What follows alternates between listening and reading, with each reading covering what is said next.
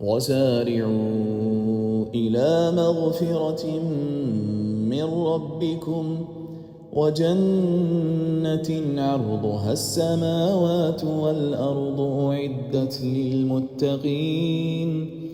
الذين ينفقون في السراء والضراء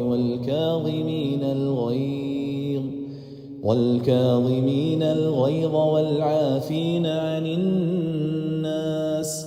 والله يحب المحسنين والذين إذا فعلوا فاحشة أو ظلموا أنفسهم ذكروا الله فاستغفروا لذنوبهم ومن يغفر الذنوب إلا الله ولم يصروا على ما فعلوا وهم يعلمون أولئك جزاؤهم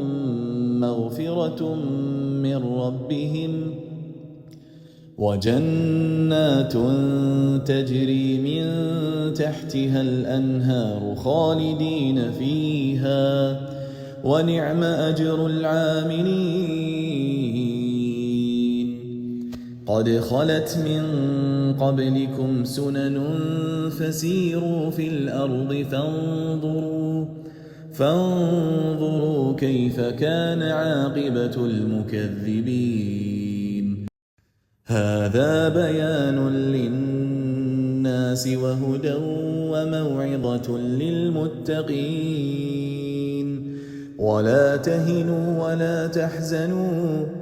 وأنتم الأعلون إن كنتم مؤمنين إن يمسسكم قرح فقد مس القوم قرح مثله وتلك الأيام نداولها بين الناس وليعلم الله الذين